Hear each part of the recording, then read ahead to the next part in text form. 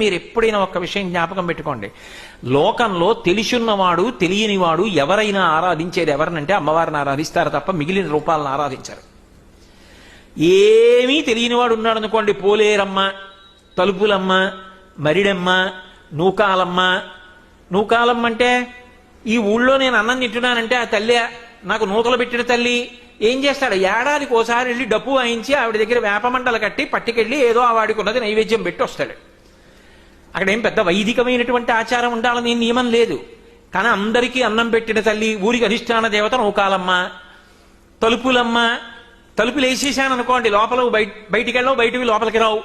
లోపల ఉన్న అలక్ష్మి బయటికి వెళ్ళిపోవాలి, బయట నుంచి యోగం కలగాలి. నాకు మనవడు కావాలి, నేను శుభవార్త వినాలి కదూ, ఆ శుభం నాకు మనవడు రావాలి లోపలికి.